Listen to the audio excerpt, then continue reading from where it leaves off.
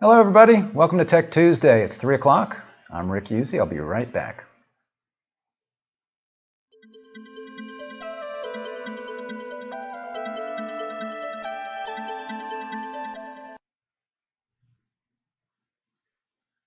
Hey there folks, thanks for joining me for Tech Tuesday. I am Rick Usey. I'm here every week, every Tuesday at 3 o'clock Eastern Time on various topics, and today I am doing another latest news in broadband broadcast. This is news articles curated just for you if you're a broadband provider. So let's see what's going on today, or basically this week. So some of this recent news. So this is important. So the FCC will begin emergency broadband enrollment on May 12th. So this applies to internet subscribers, broadband subscribers, and broadband operators who have agreed to participate in this program. So basically, this was passed here. You see the FCC will start enrolling eligible households in their Emergency Broadband Benefit Program, or EBB, starting on May 12th. This allows eligible households to receive a discount to their monthly broadband bill of up to $50 per month, or $75 per month if the household is on a tribal land. This provides a one-time discount of up to $100 on a computer, tablet, or other device for qualifying households, in addition to that monthly amount that they can get.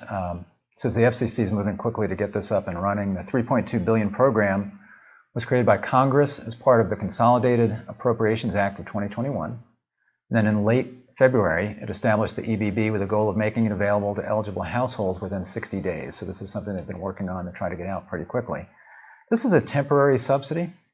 So this is something, again, it's an emergency broadband benefit. So this is not meant to be an ongoing thing. We'll have to see if that changes. The agency is encouraging approved providers to help spread the word to qualifying households about the program and how to sign up. And then there's a place where people can apply. You can tell that this is not yet out, but when you go to that site where to apply, it has basically the 3 steps. So if you're an individual and you want to apply for this, you can check to see if you qualify here. You can see if your household fits into the eligible categories. You can apply for the benefit, and then you can find a provider near you. And again, this was optional that providers could sign up to do this, but a lot of them did, because this is not an unfunded mandate. This is something where they actually get paid for these customers that they're offering these basically these accounts to. So like I say, it's not quite ready yet. If you go to this site to find a company, it mentions that people can begin applying on May 12th.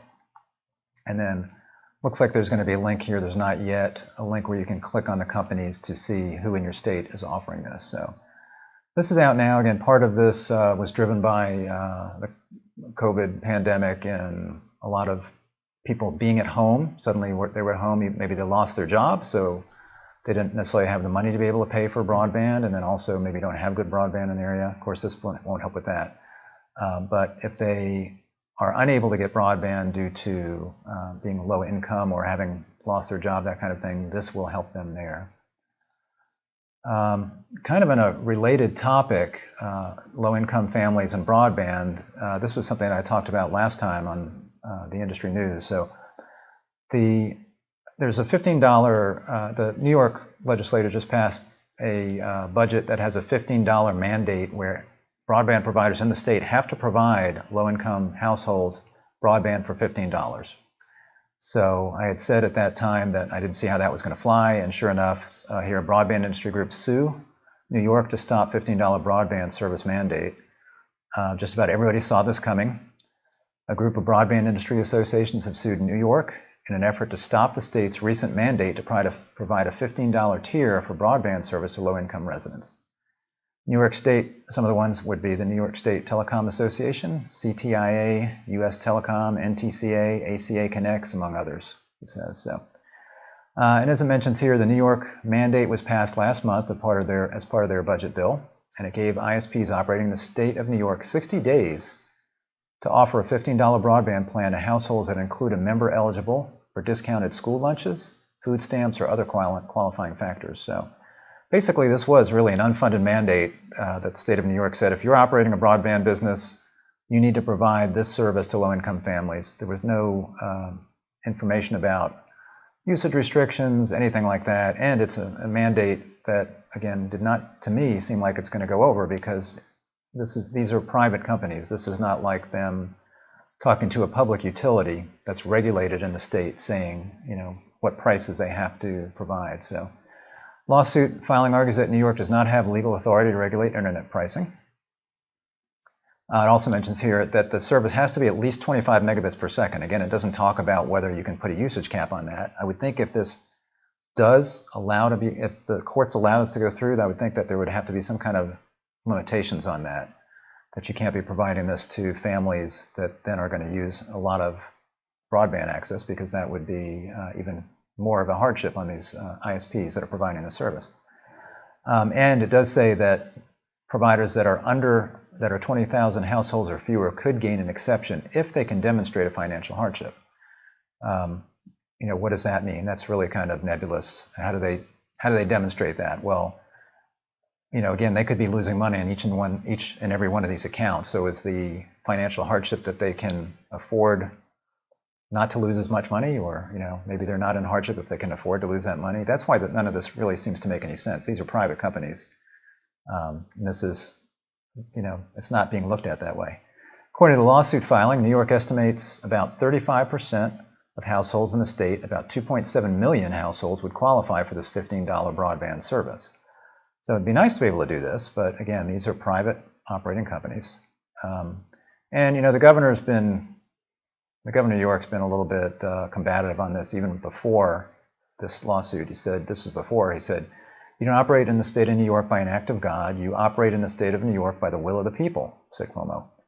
If you do not do this, you will lose your franchise in the state of New York, and that's a promise. So he was already threatening operators before this. And some other things he said. Here's another quote from him. And this is from Axios. This was after the lawsuit was filed, I believe.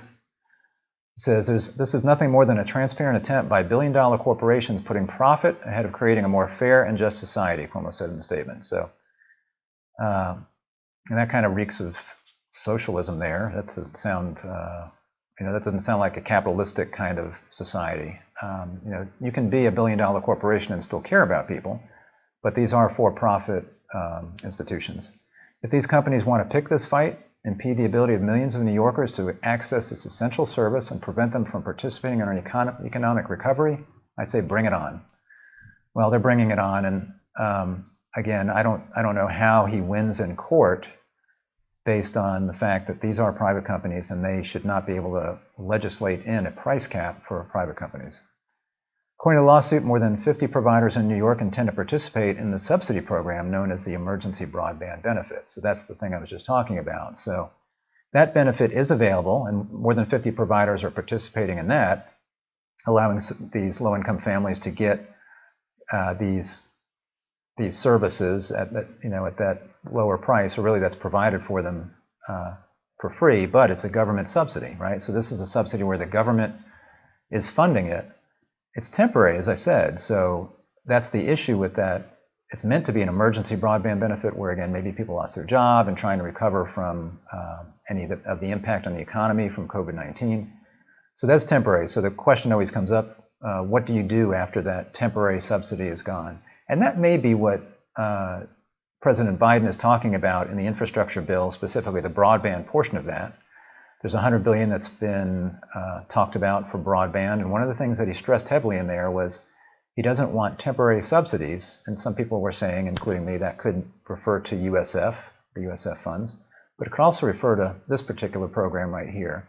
So he wants lower prices for customers without temporary subsidies. So there's only two ways to do that. One, the government pays for it, so everybody's taxes go up and the government pays for that. Or, again, you try to force internet service providers to do it, similar like they're doing in New York. So this New York case is very important. It's going to determine whether other states line up that want to do the same thing. It's also probably going to set some precedent for whether the federal government could do this. Certainly states have more, with federalism, states have more of a right, so to speak, to control the broadband in their state than the federal government would. So it should be interesting to see what happens, but this is going to be an important case here in New York for this. This is interesting for broadband providers, especially those that are providing a triple play. It seems like the triple play, it says here, has lost its luster. Double play bundle has all the action, or has a lot of the action, not all of it. So, you know, triple play meaning you get your internet from that provider, then you get phone service, and you get video service on top of that. It used to be video, and then you got internet and phone, because let's say for cable providers, it started with video. So that's the triple play. But with video now being much, you know, more and more of a cost to these service providers, where they're making less and less margin on this, it's almost a break even for them. A lot of them are less interested in pushing video. A lot of them are less interested in pushing voice. They're really, what they're wanting to do is get a broadband service account in front of people, and then they are offering them options for a double play. They'll still give them a triple play, but they're really pushing the double play because they realize that you know, the way customers are buying things these days, they're less likely to buy a phone service or a video service from them. So maybe they can buy one or the other, but maybe not both. Cable providers and telecom companies are changing their strategy and how they approach customers. This was a report from Global Data. Changes in demand and cost considerations are leading providers to focus on double play. Triple play bundles now account for 34% of service packages offered online, a 7% decline since 2019. So a lot of people have, as they've been cutting the cord on various things, maybe they cut the video cord, or maybe they cut their phone service, these triple play bundles have declined. The triple play offer of internet, entertainment, and phone service has not disappeared, but service providers are increasingly focusing their marketing on double play packages.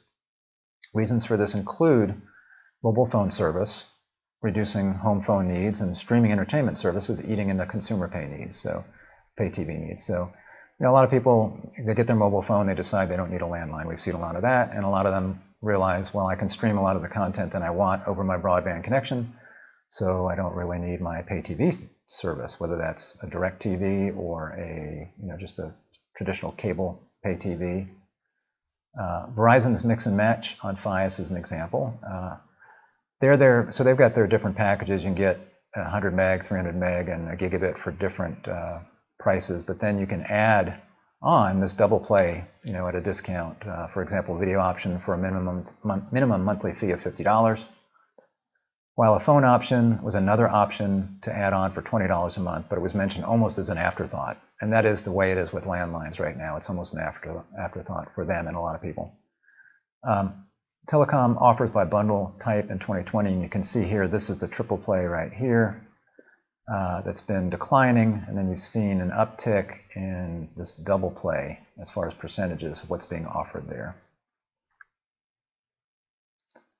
Frontier has plans to deploy another 495, almost 500,000 new fiber passings in 2021, so they've just emerged from bankruptcy. This was, it says today, that was back on April 30th, so just a few days ago they emerged from bankruptcy. Frontier plans to double its fiber network to ultimately pass more than 6 million homes and businesses. In 2021, it plans to extend its fiber to pass 495,000 more locations. It's already extended the network to pass an additional 100,000 new locations in the first quarter. So they are going to be going heavily towards fiber, and that's one of the reasons that they were struggling, was they had, and still have, a lot of old plant, copper plant. Incoming Executive Chairman John Stratton said, "We believe that Frontier has the foundation to become the largest U.S. pure play fiber provider." So they're looking at being pure play fiber, but they have a long way to go. It says the lion's share of its connectivity is built on copper, which passes 11.8 million locations. But they say, as we upgrade our copper passings, you should expect copper to decline, as DSL will generally not be offered after the upgrade, and locations will be reclassified as fiber. So as they make these upgrades, they will be converting these customers over from DSL to fiber, and I'm sure those customers will be very happy for that. Frontier's identified over 10 million additional locations where it can build out fiber with attractive financial returns. So that's where they're going to be focusing first. It says, the CFO said, "Our builds on the early part of this is really focused on the highest ROI. We're focusing on some of the high priority states, California, Texas, Florida, Connecticut markets. We're trying to densify as much as possible these builds to build on scale within those footprints." So that to me says they're not going to be focusing on a lot of rural deployments, maybe unless they got funds from something like RDOF. They're going to be focusing on areas where they can build out with some density, so therefore it won't be as costly, let's say, as a rural area where there's only 1 or 2 customers per mile or less. CEO Nick Jeffrey said, almost the entirety of our homes passed face one or no broadband competitors, giving us a significant opportunity. So it sounds like they're in areas where maybe they are the only play or there's one other competitor. So they're seeing that as something that can be advantage for them as they roll out fiber. 88% of Frontier's fiber footprint and 87% of its copper footprint has one or no competitors. So that copper footprint is where their opportunity is there. So they will be going pretty hard at the fiber here coming up. Speaking of RDOF, this is the Rural Development Opportunity Fund. That is something that Frontier was one of the operators that took money to be able to roll out broadband to rural areas, unserved and underserved areas. And there's an RDOF analysis that says yields recommended changes for the next auction. And this was a group of folks that were talking about it. So this wasn't something commissioned by the FCC, as far as I know. It says, as far as this RDOF, the commission touted the fact that almost all eligible areas had winning bids and that 85% of those areas are slated to get high-speed gigabit service, which was something that was a surprise to me, that it was so many sites that would get gigabit. And it says, but a new analysis from Fiber Broadband Association, that's the FBA, revealed some less positive aspects of the RDOF auction. So this was the Fiber Broadband Association, and they've got a axe to grind, so to speak, on RDOF, because they have fiber operators as their members, and there were people that won this that were not deploying fiber that said they would deploy gigabit service, and then you also had Starlink that didn't qualify to deploy gigabit service that won a lot of this, and they had some issues with how all of this was done. So they're trying to put out right now what changes could be made for future auctions of this type. The FBA analysis shows that nearly half, or 45%, of gigabit awards had winning bids of 21% of the reserve price or less. And that's the amount that they say would be needed, that reserve price that would be needed to make it worthwhile to do that. Others have questioned whether that number is so low that some winning bidders may be unable to afford the build-outs to which they've committed. So the concern there is that people lowball the bids, and now that they win a bid, or if they do, if they accept, well, actually they have to accept. If they put in their long form and it's accepted, then they have to go ahead and build this out, that they'll at some point default maybe, or they won't be able to provide the service. Gigabit bids might have won an even higher percentage of locations were it not for an unintended consequence of the weighting system involving SpaceX, winning 85% of all non-gigabit awards. So again, SpaceX was not able to bid in the gigabit. That was one of the rules that the FCC had put forward as they looked at the technology. But because of that, they won 85% of all non-gigabit awards. The company also won out over gigabit providers in some areas. This occurred when there were 2 or more gigabit providers until the final bidding round, and all those providers dropped out in that round, leaving SpaceX, the winning bidder, with lower speed service. So as these, basically what they're saying there is, as these gigabit and probably fiber providers were bidding, they were bidding against each other, and then it got too rich for their blood, so to speak, and they both dropped out, and that left SpaceX, who then, with their lower speed service, are the ones who won the bidding there. There were some recommendations from the future, and again, these were just recommendations. This was not something that the FCC was part of as far as this, listening, but maybe not participating. Stakeholders have questioned whether the FCC should have vetted some companies more closely. So people were saying they should have vetted these companies before any applications were put in, but that would be very difficult because of the number of applications and the amount of work that would require. So for future auctions, one of the experts said the commission should consider limiting the geographic areas for which participants can bid based on participants' current size. That may be something related to Starlink, because they were able to bid everywhere. They could have a satellite in the air. And a lot of people didn't like that, because this was not something where they were having to build out specifically to reach a rural area. But of course, their costs were already very high for launching all these satellites. So there's a lot to be said for that as well. They also think they should address the situation that arose when 2 or more gigabit bidders dropped out of the final round, potentially enabling a lower performance bidder to win. Auction critics have noted that some companies were allowed to bid in the gigabit speed tier using fixed wireless, while others were not allowed to do that. Now, a lot of those folks that bid for fixed wireless have come out and said that we're planning on doing fiber through most of that. They're using the fixed wireless maybe as transport, and they're doing fiber to the home for the last mile, that kind of thing. So That's not necessarily that this is going to be all provided via strictly a wireless connection. The possibility that some bidders may opt to pay a fine rather than undertake the build-outs to which they've committed. So that's the concern people have, is that they committed to this, that locked out other people that bid who dropped out, and now maybe they're just more willing to pay the fine rather than actually go through the cost of doing the build. So we'll have to see how that works out, if that is indeed an issue.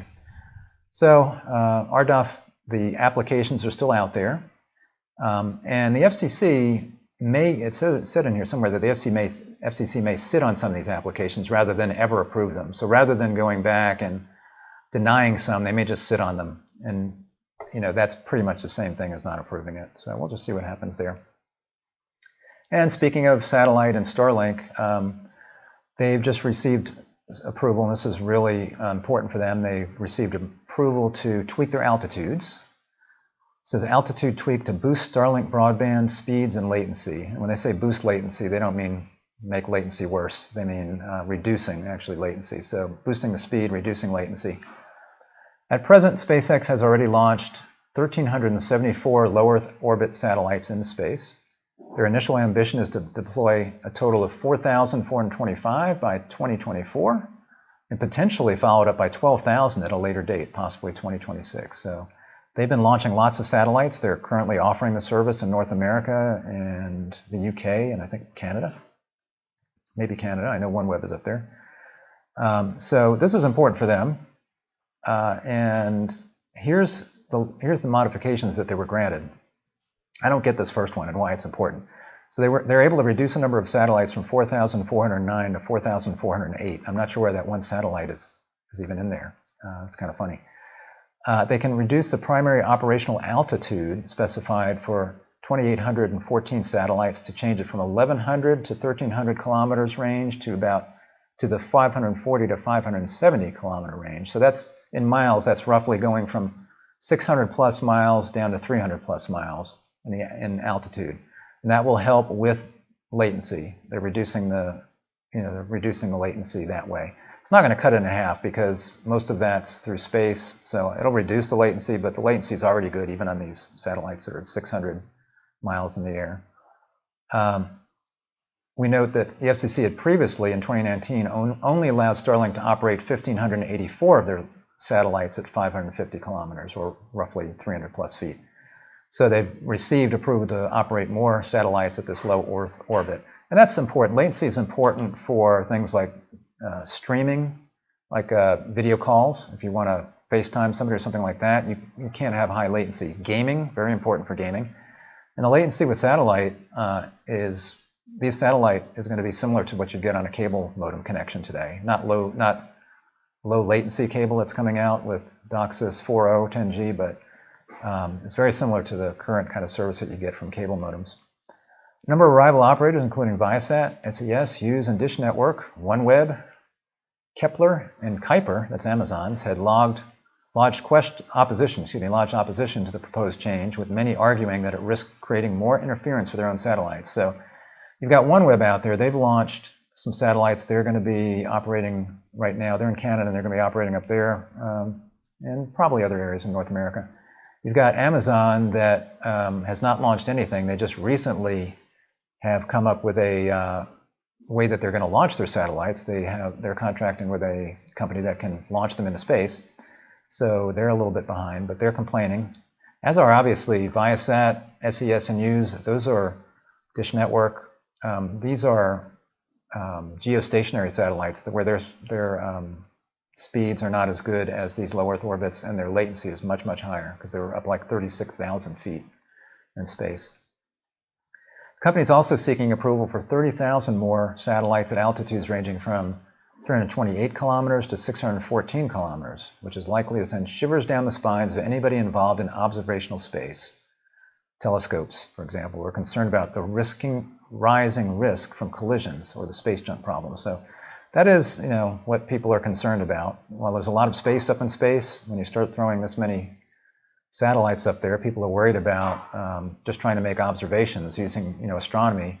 And then you've got these clusters or constellations of satellites that are going across the sky. And SpaceX, Starlink has done some things to try to mitigate that. They've put some non-reflective kind of paint, but yeah, basically paint on the outside of the satellites to try to make them reflect less, which will help. But there's still some, still going to be some issues if you're doing astronomy or if you are concerned about space junk, because if these things ever crash into each other, it could be a domino effect as you have this stuff flying around up there.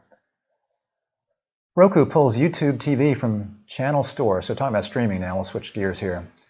So Roku's pulled YouTube TV from the channel store over a fight with Google, but keeps access for existing subscribers. So if you are a new, Roku YouTube kind of person, then you can't get YouTube TV on there now. So if you got a Roku today, you'd not be able to get YouTube TV. But if you're an existing subscriber, they're not planning on taking that away from you.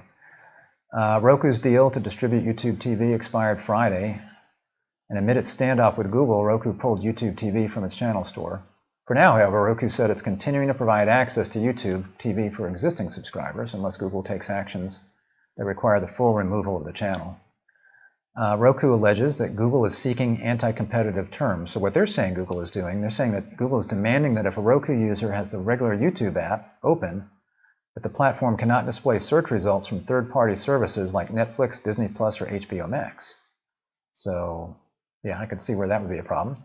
They're also saying they're asking for special access to Roku user data and wants the ability to dictate hardware requirements to Roku in the future for running its apps. So they're wanting to get specific data from Roku that they don't provide to anybody else. And Google has this thing that they're working on for streaming that's supposed to be a good streaming app, and they're wanting Roku to say that they're going to be supporting that. Now, one of the advantages that Roku has in the market is their price. They're low priced, and they want to keep it that way, so they're not wanting to add anything, any extra chips or anything that's going to cause the price to go up. So it's interesting that this is, everything seems to come full circle. They say the more that things change, the more they remain the same. So here you've got these kinds of arguments that look like your typical carriage arguments that you would have between a cable operator and the programming content provider. So here it says Roku has not asked for $1 of additional financial consideration from Google to renew YouTube TV, a Roku rep said. Because of Google's conduct, new subscriptions will not be available going forward until an agreement is reached. And then YouTube says, despite our best efforts to come to an agreement in the best interest of our mutual users, Roku terminated our deal in bad faith amidst our negotiation. So again, this is this kind of finger pointing back and forth, who's at fault, and they're each trying to make the other one look like they're the ones that are being unreasonable. So again, it's very similar to like if you, suddenly you find out that a channel that you've gotten is blacked out because they've not come to an agreement with your cable company, the programmers, something like that. And then it's usually who blinks first, right? Because who needs who more? Does the cable? Generally the cable customers are going to complain to their cable company if they are not getting a channel. They're not necessarily going to complain about the channel that they're not getting. They're not going to complain when they lose access to a particular program to the programmer. So they're going to go to their cable TV operator. They're the people that they're paying the bill to, right?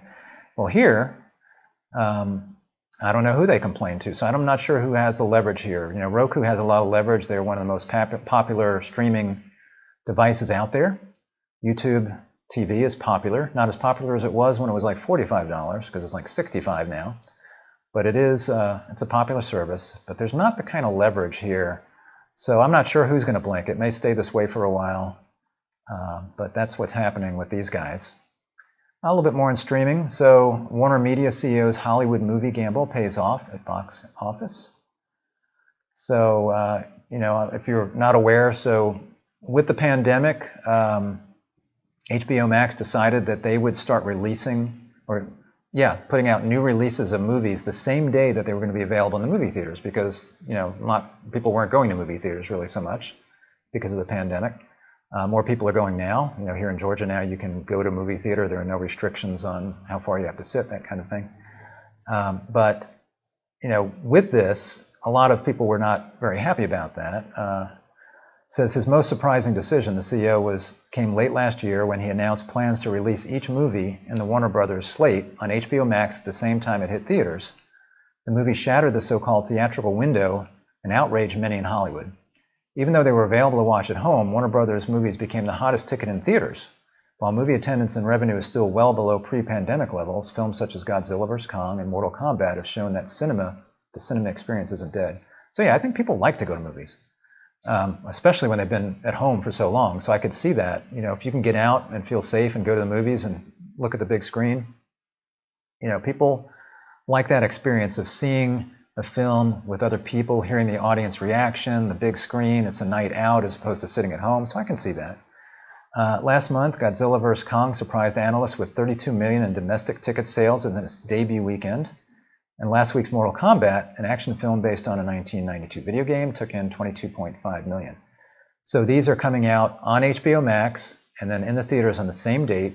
And then they run on HBO Max about a month, and then they stop running on HBO Max, and then they'll come back later during kind of the traditional window period. So it's helped HBO Max, and it's helped Warner Media, I think, in both cases, because they both seem to be doing pretty well.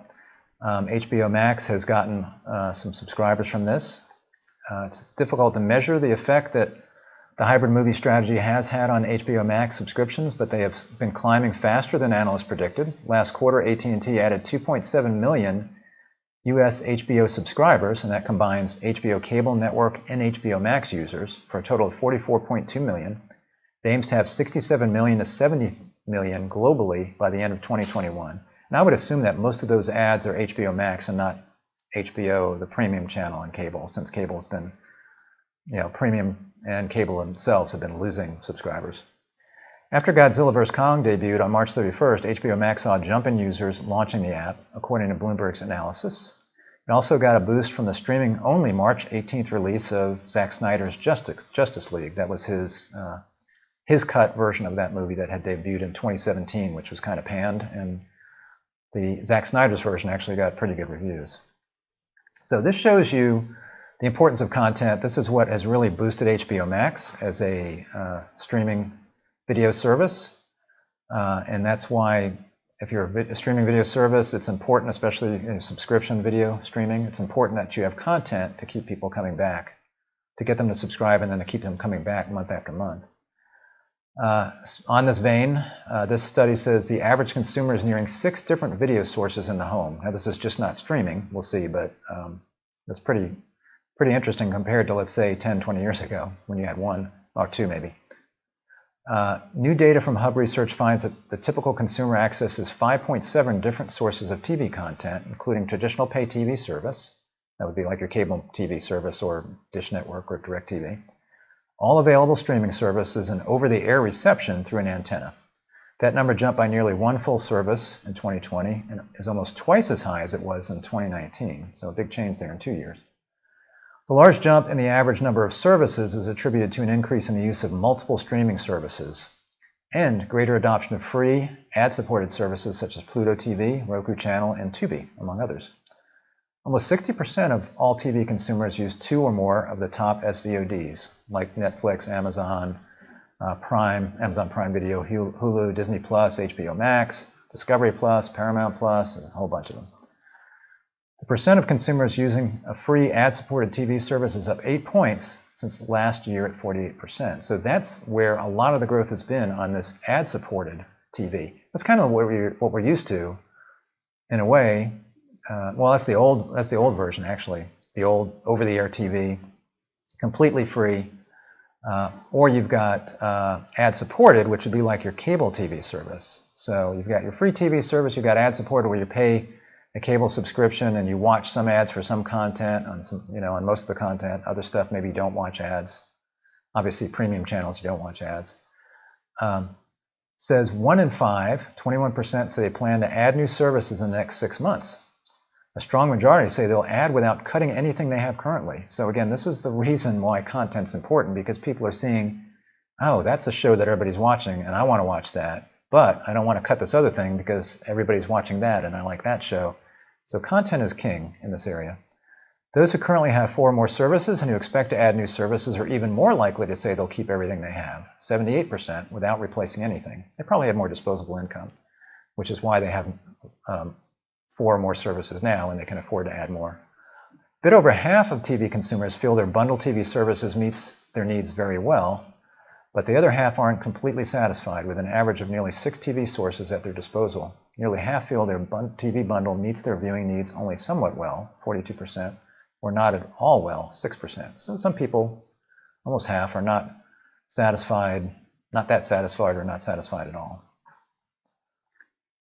And then finally, again on the streaming side, it says AVOD, again that's ad-supported video on demand. On the fast track, free services are changing the streaming landscape. So, and it talks about here, Univision is one that's announced the launch of Prende TV, Spanish for switch on or turn on, and billed as the first FAST.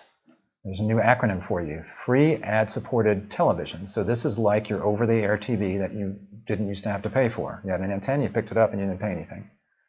That's streaming TV services targeting the U.S. Latino audience as far as Prende TV. His words being this was from, let's talk about, I guess, the CEO here. It says, his words may ring prophetic. Observers and analysts say, and not just the Spanish language market, ad-supported video on demand is evolving as a cost-effective alternative to subscription streaming video. That would be like your Netflix or your Disney Plus. FAST takes the AVOD concept popularized by subscription streamers such as Hulu, which offers a discounted ad-supported plan, one step further by completely eliminating the cost to the viewer.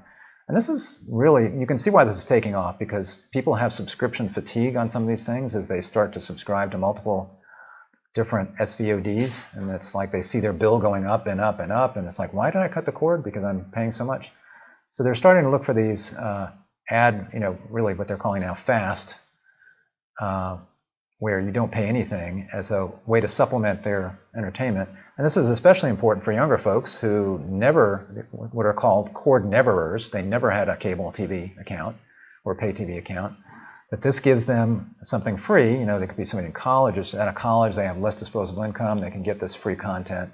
Plus they can maybe subscribe to 1 or 2 SVODs for shows they want on Netflix or whatever.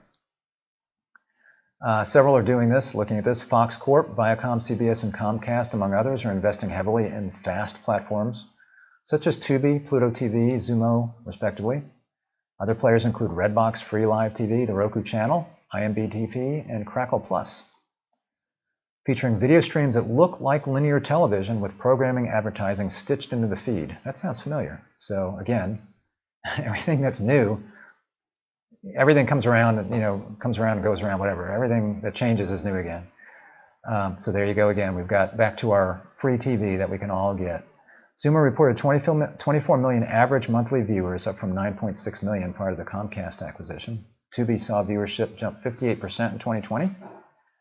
Viewers consumed 750 million hours of content in the second quarter, which was 70% higher than the previous corresponding period.